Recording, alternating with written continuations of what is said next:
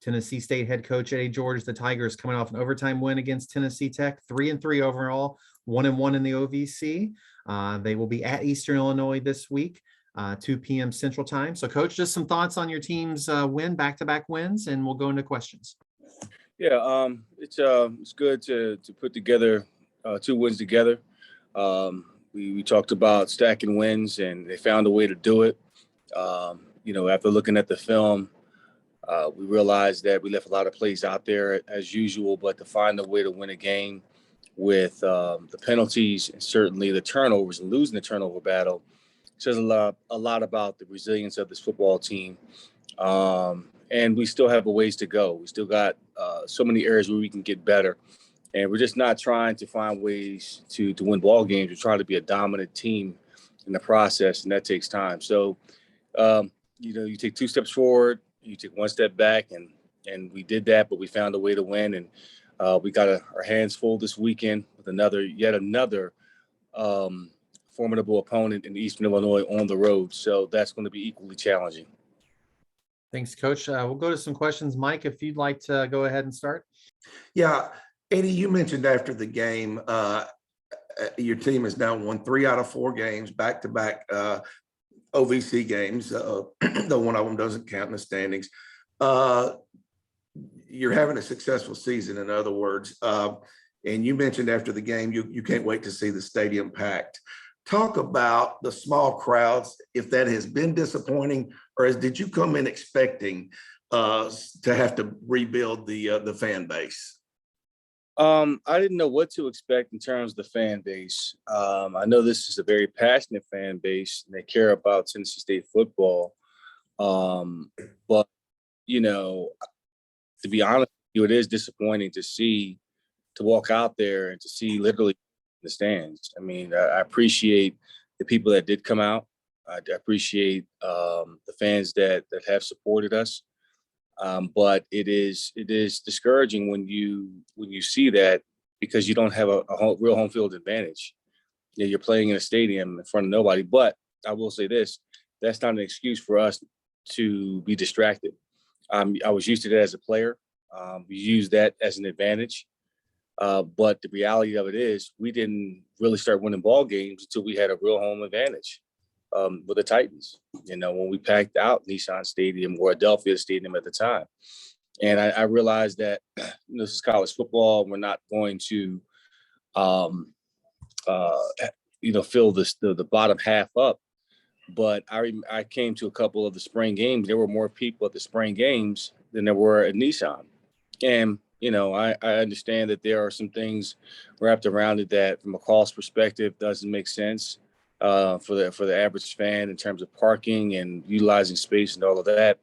That's out of my wheelhouse, and that's something that the AD, the president they have to look at, maybe have to adjust to meet our fans. But certainly, when we have a home game, we would love to have some type of home field advantage when it comes to fans.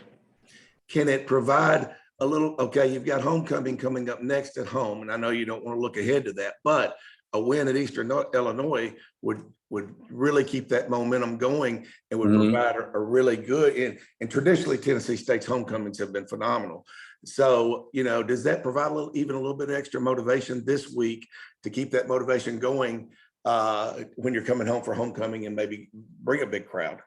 Well, we got to take care of the business first here against Eastern Illinois. And certainly, with that being said, homecoming is a big deal here at Tennessee State. I wish every game was treated like homecoming. I guess called it homecoming every home game. But, I think for us, if we take care of business against Eastern Illinois, that game becomes bigger. And as you stack the wins, it becomes bigger each and every week. And that's the beautiful thing about the pressure of playing in these type of games, is that it just mounts, and every practice counts, and you get a different energy in the building, because you start to see what can happen if you go out and you take care of business. So I'm hopeful that, if things work out in our favor this weekend, that people will recognize that, hey, these guys are working hard, they're winning. They come out and support us and hopefully provide some energy that's much needed, something they can be proud of come homecoming weekend. Thanks. That's all I've got. If Dan wants to take over. Thanks, Mike. Coach, this is Dan. He covers EIU for Prairie State Pigskin. So Dan, go ahead. How you doing, Coach? How you doing, Dan? Hey, if I remember right, you ended your pro career with the Cowboys. Is that correct? Yes, sir. So how well do you know Tony Romo with the EIU connection? I know Tony extremely well, very well. Very familiar with him and Sean Payton. Sean Payton was on the staff when I was there. Tony was the backup or the third string quarterback at the time.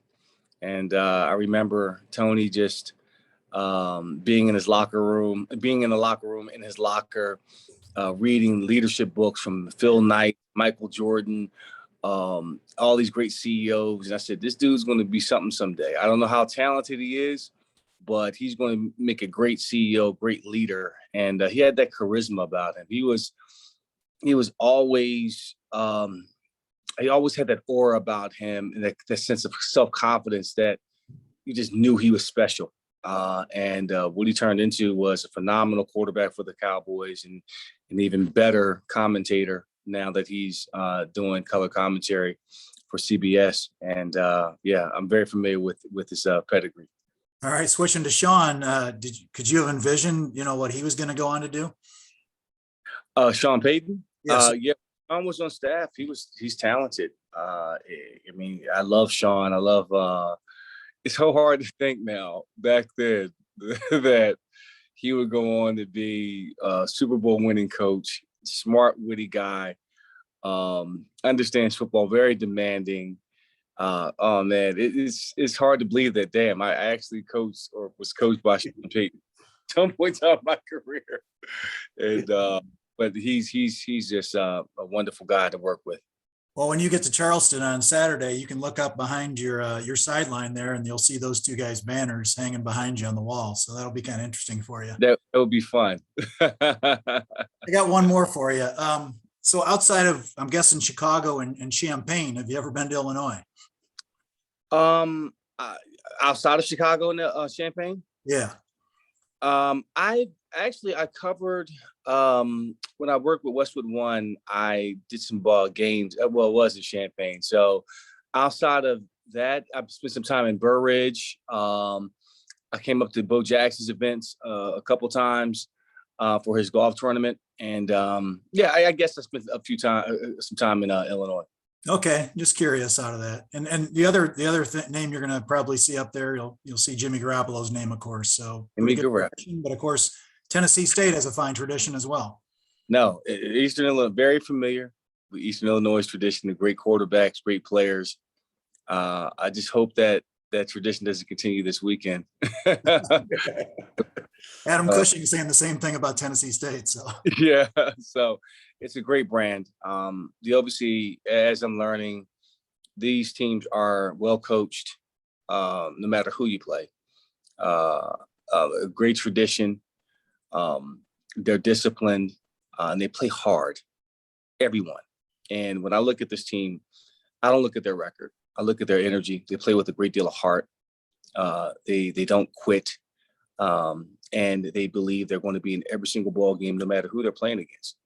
It's not like you're seeing a 1-6 team where they have a couple of bad series and they fumble the ball or early on and they just tank. These teams are, they're losing by, a touchdown or 10 points or less.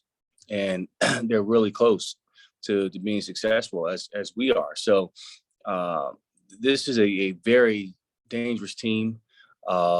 And we recognize that this is going to be our toughest challenge, to drive up 5 hours on the road to match the will, the effort, the energy that this team displays. And it's going to be a wonderful challenge for us.